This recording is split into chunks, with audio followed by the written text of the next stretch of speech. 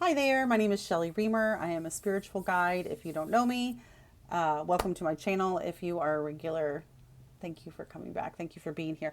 I want to talk today about world events and catastrophes. Yay! I just finished doing a meditation video to support the people in Florida who are about to be hit with another incredibly powerful hurricane. And the question that arises in my mind, I think I can hear from people is, when we talk about God's will and catastrophe, I think it can get quite confusing that people think that that's God's will, that a catastrophe would strike, that people would die, especially when it comes to weather related things that seem like they are, they even call them acts of God. I do not believe that intense weather like this, and this is coming from my studies as a devotee of Yogananda and other studies that I've done in terms of the energetics of the planet. I don't believe that these intense things are acts of God. As a matter of fact, I think they are more acts of humans, but not in the climate change kind of way where our where we're kind of wrecking that protective atmosphere of our planet, but more in the energetics. In the book Holy Science by Swami Sri Yukteswar, who was the guru for Paramahansa Yogananda, he talks about this, and Yogananda talked about it too. And anyone who's studied energy and how it works and how it moves and how we apply how our energy is applied to the planet, this is gonna just sound right in alignment.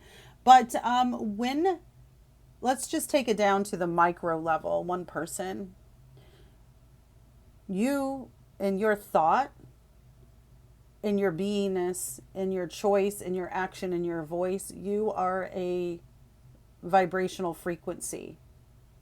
You can align and take in vibration, and you emit vibration.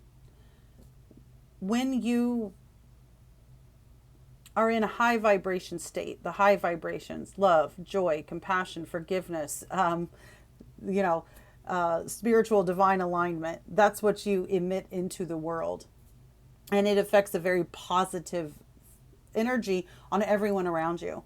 It will positively affect people who have no idea that they're being affected by you in a positive way. Likewise, when we are in a heavy negative states, anger, jealousy, vengeance, unforgiveness, hardness, lockdown, resistance, we are emanating that. We have a lot of responsibility about how we vibe out into the world, and it does affect the world around us. So that's on a micro level. One example I'll give you, and this is about the power of prayer, it's not about the power of Shelley, but when we moved into the neighborhood we live in, there was a lot of crime going on. Hearing gunshots not far from us was kind of normal. There were drug deals going on our street. It was also, strangely, I know this sounds crazy, it was a good neighborhood. We liked our neighbors, but there was just some stuff going on. So I began to pray and emit my light energy over the neighborhood, praying for the enlightening of the neighborhood and also praying for the souls who were involved in the violence and the drug deals. It was not like a prayer to like, let's get these assholes out of here. It was like, let's change the hearts of the people in this neighborhood and bring more peace. And yeah, within a couple years, that energy had really shifted, and it took me a while to even realize. I was like, oh, I haven't seen a drug deal on my street in a while, and the gunfire dissipated to the point where I can't remember the last time I heard a gunshot. So, and I knew in my heart that my prayers and my intention and my energy had affected my neighborhood in a positive way. Just the same, but in a positive, is if I had participated in the drug deals, if I had decided to hate my neighbors, if I yeah, if I had decided to, be part of the negative, I would have contributed to the continued downfall of the neighborhood. So that's a micro example.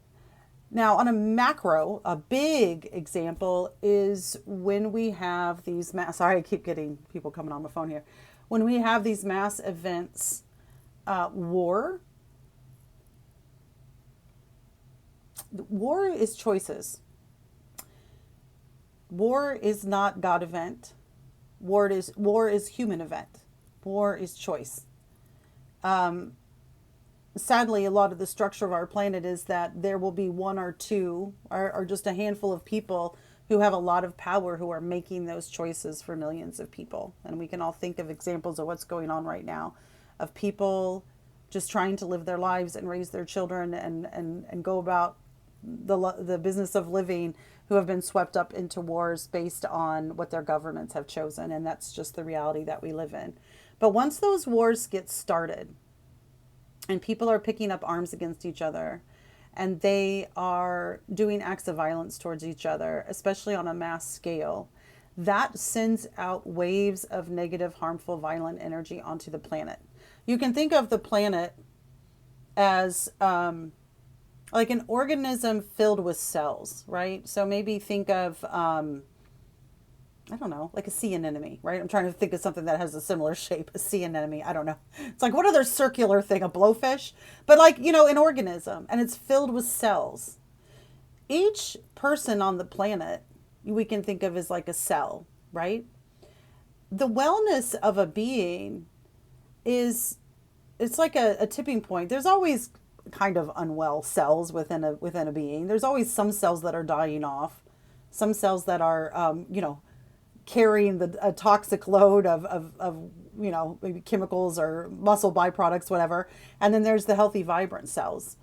On the planet, it's like that. Like we're always, there's healthy beings of light, and then there's the unhealthy beings that are in the violence or the dark or that heavy energy. And Mother Earth is always kind of in this back and forth.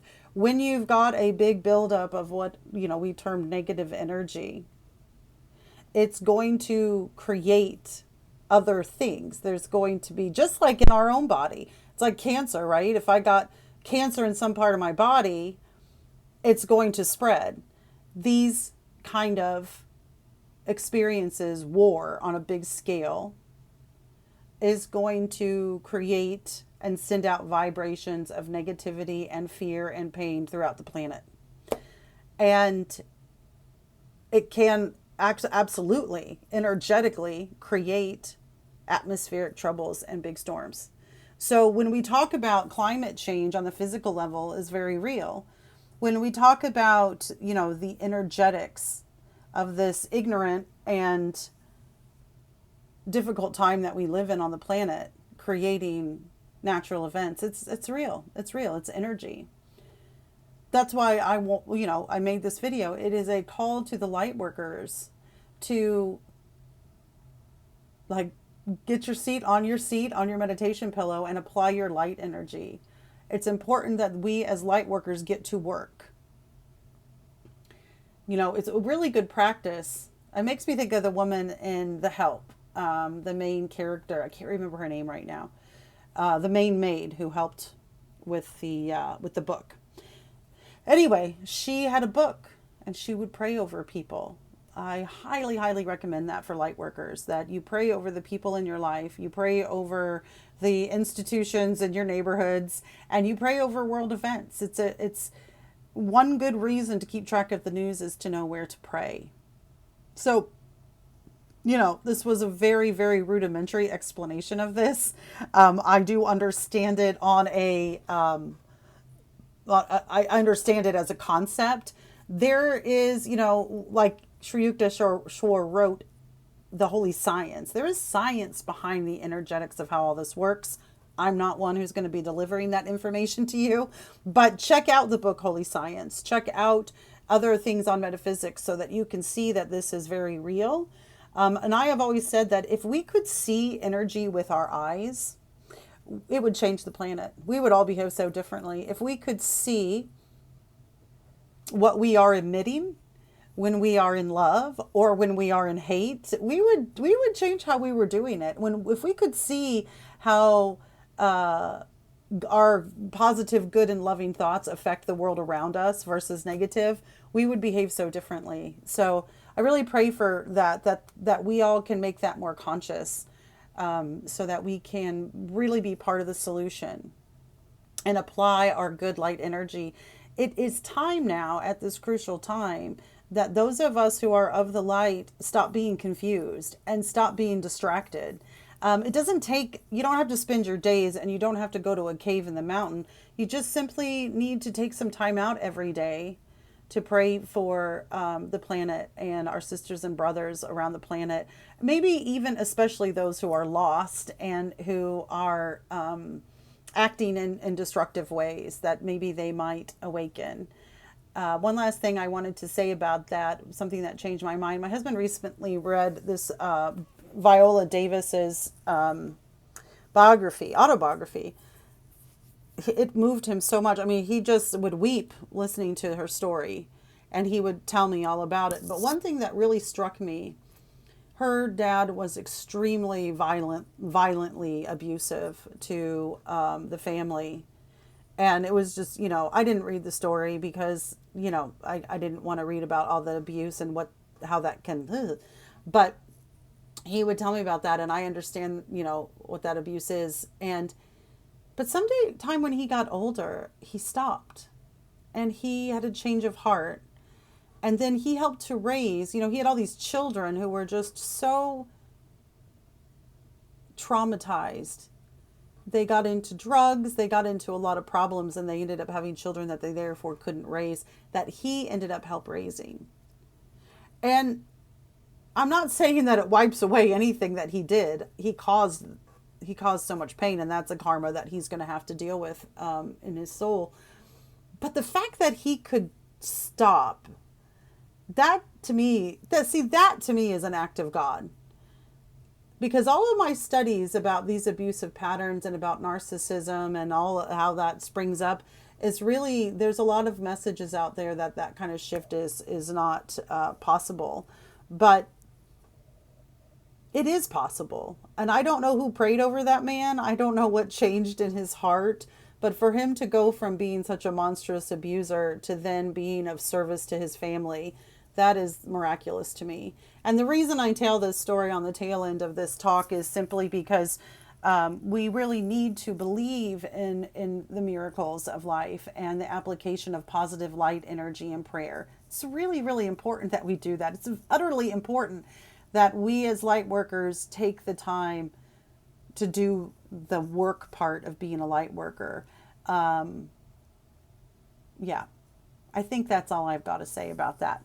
So, again, if you have questions, I don't know if I'm the one to answer them. I understand these concepts, but I don't think I can really explain it. So go get your resources. Just know that there is information out there, and apply your prayers, apply your light, do the work part of being a light worker, and sending all kinds of light and love to the people down in Florida for their safety and protection. And I'll see you guys soon. Love you.